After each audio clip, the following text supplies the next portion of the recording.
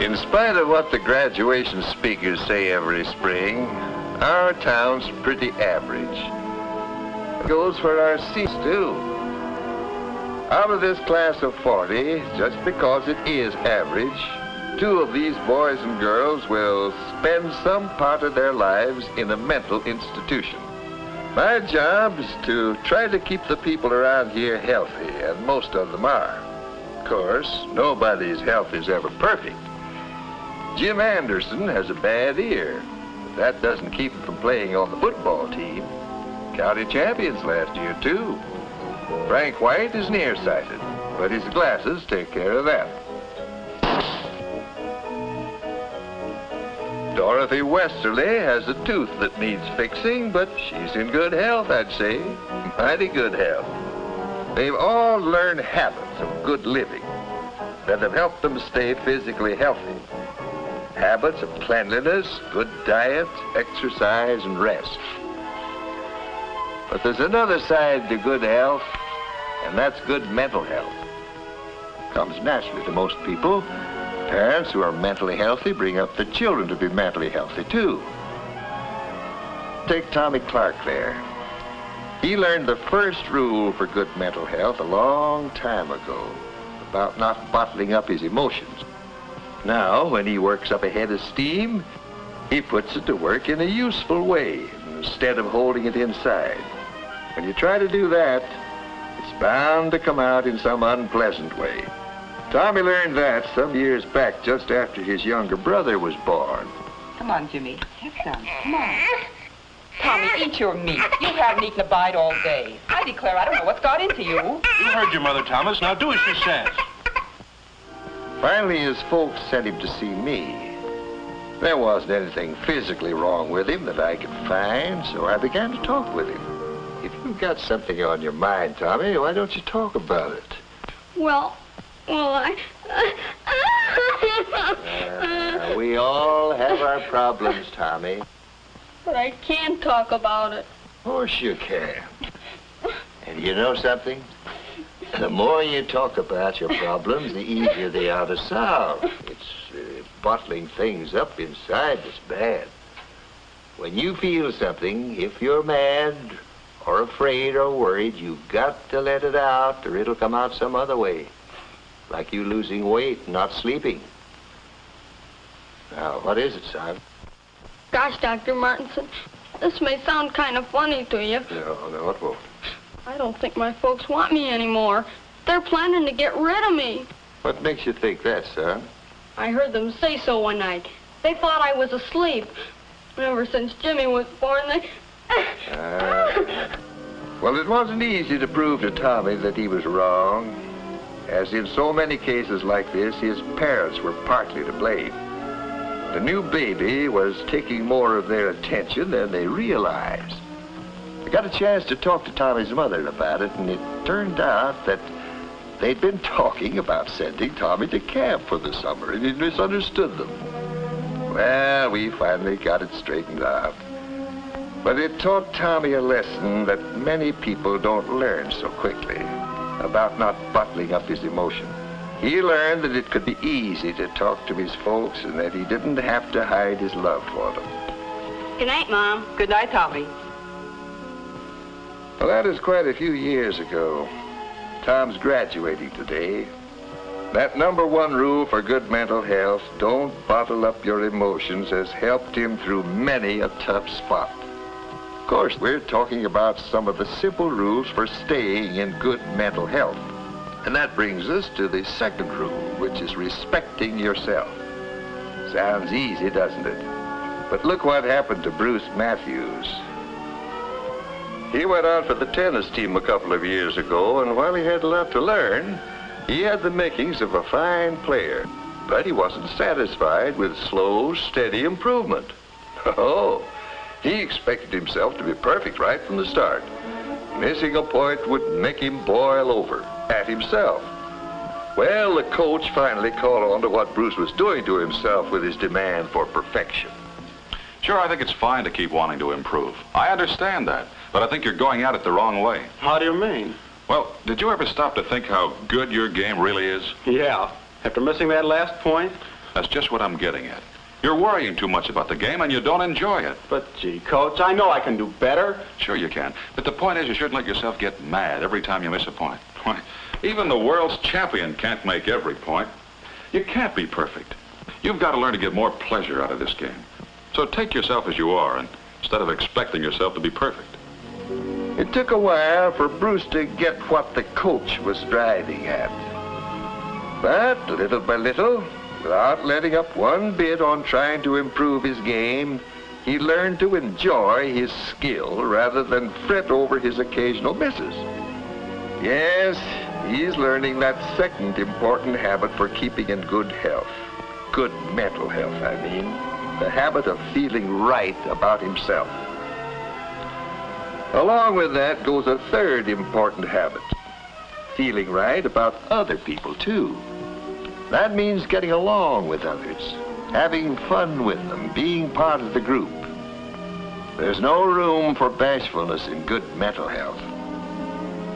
To look at Otto Markel there, you'd never guess what he was like a year ago.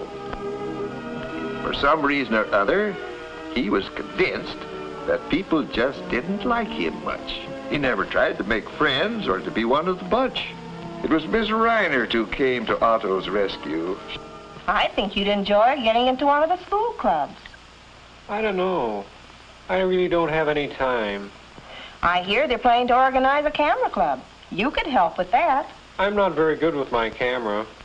I don't think they'd want me in the club. Of course they would. The more the better when you're organizing a club. Gosh, Miss Reinert.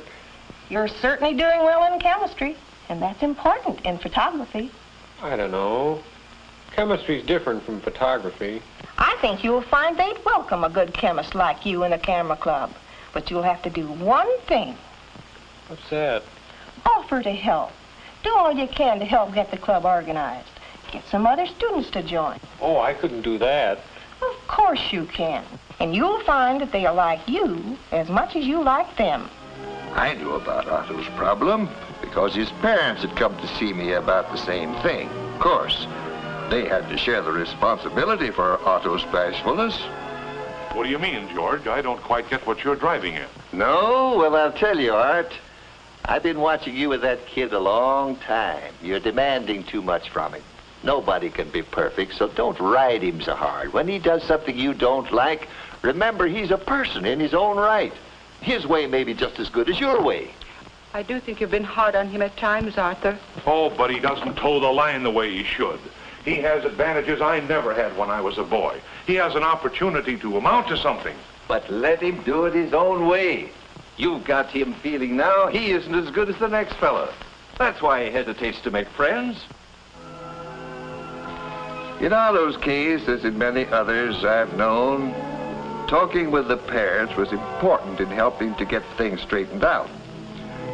He's learning the third basic rule for good mental health, feeling right about other people. That means that in any normal group of people, there is a feeling of give and take. There's an interest in the group as a whole. There's no distrust or dislike of others just because they happen to be different. Well, there's one more rule for good mental health. And I see that Nancy's finally learned it well enough to get a diploma. That's the habit of doing something about a problem as soon as it comes up. Class dismissed. Gosh, what I don't know about the Civil War period. I haven't cracked a page in 2 weeks. I'm going to have to dig into this one, too. Come on over to my house tonight. Let's study it together. Oh, I just dread getting into it. Let's put it off till tomorrow. Well, all right. Tomorrow never came for Nancy. That quiz day found her completely unprepared. But Barbara had faced up to that quiz the day it was announced. Oh, Jay, I've been so worried about this exam. I just can't sleep. Oh, I hope I pass. There's no point in worrying about it now. Nancy not only had double trouble with that quiz, she had triple trouble. Before, during, and after. She'd got busy just as soon as it was announced. Instead of just worrying about it, it would have been a lot easier for her. Yes, The people around here are learning some of the basic rules for staying in good mental health. First rule is, don't bottle up your emotions like love, fear, anger. Express them naturally. Of course, emotions like anger have to be expressed with consideration for others. Above all, don't carry a grudge. Get it off your chest. The second rule is to respect your own abilities. Always try to improve, but remember that you're human. The third rule is to respect others. Treat them as friends. And finally, when a problem shows up, face it at once, calmly, reasonably, and honestly. And remember that one of the best rules for good mental health is talking out your troubles and problems with someone whose opinion you respect. Your parents, your family doctor, your school teacher or advisor. Your clergyman may be the right person to talk to on many things. Whoever it may be, talking is one of the best tonics there is for good mental health. Another good tonic is an interesting hobby. Gives you a way to relax, a chance to accomplish something you can be proud of. Well, those are some of the rules for staying in good mental health. Of course, they're just the ABCs of a subject big enough to fill whole libraries. But as more and more folks get to know these ABCs and follow them, they're going to be able to look at a group like this someday and feel that they have a greater chance than ever for the kind of happy, useful life which will make our world a better place to live in.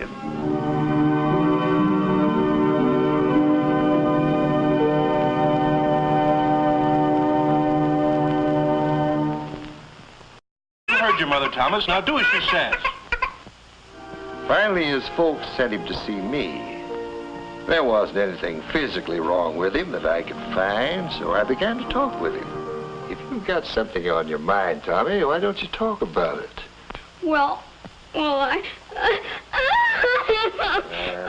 We all have our problems, Tommy. But I can't talk about it. Of course you can, McGo. About not bottling up his emotions.